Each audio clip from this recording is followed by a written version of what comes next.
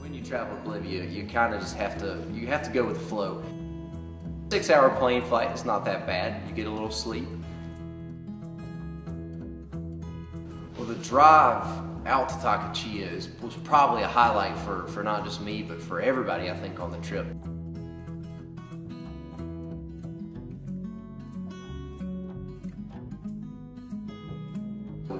You drive out to Tacachilla, which is about 30 miles from what we were told, and it takes you 3 hours to do. And the reason that it takes you 3 hours is that you have to drive up over these huge mountain passes to get to the actual village.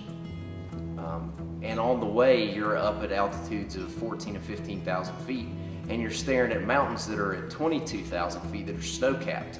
One mountain in particular, Illimani, just towers above everything, and it's just this beautiful backdrop. Imagine a cloud line, and then on top of the cloud line, this mountain, this snow-capped peak.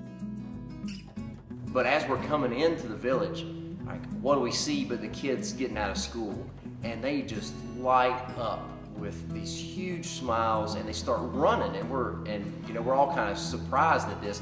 These kids are out of school and they're just running, and we can't figure out where they're going.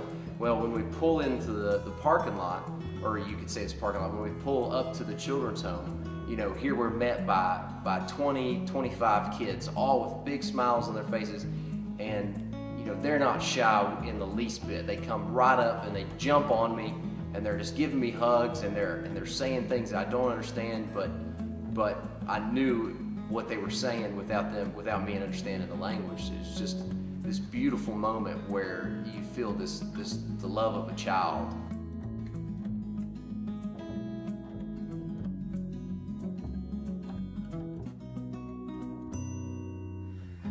Day labor in Tacachilla.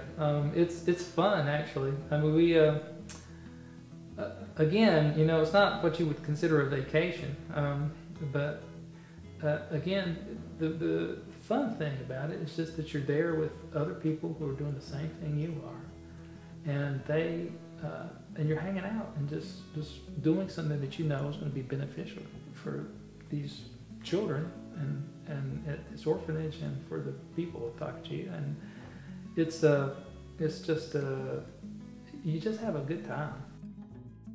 We spent, Randy, Mr. McCracken, and Rob and I spent almost all of our first 2.5 days of work carrying rocks up a hill. And when I say carrying rocks up a hill, I literally mean carrying rocks up a hill. We would go and find rocks. We would put them up on top of a bank where the irrigation ditch was.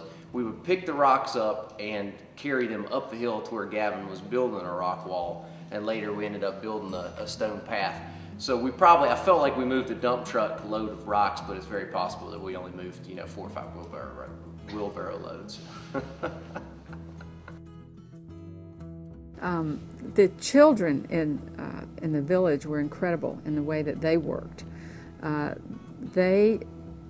can't imagine an American child doing this voluntarily.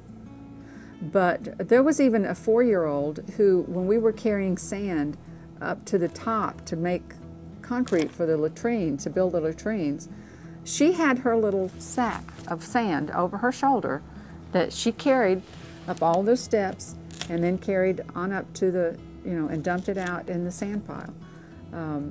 To get the sand up there and the bricks up there was quite a job.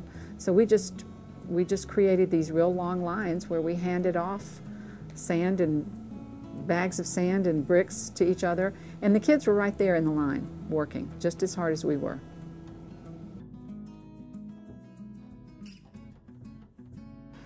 There was a lot of, we had a really good time with all the work, and there were different, we came up with a system of pay grades for all the different jobs we were doing. And Rob and Randy and I started out at the very lowest pay grade at the beginning of the week carrying rocks. So we figured that's like a G1. We're making about $5.50 an hour. And as the week progressed, we kind of worked ourselves into other jobs like masonry. Now, if you're a mason, you move up 3 or 4 pay grade levels. So we had a lot of fun, coming up with our pay grade level, and we had a guy on our crew who started out as a rock carrier at the G1 pay level, and he moved off the charts. He's actually a doctor and went and did some home visits one day, and his pay level went through the roof.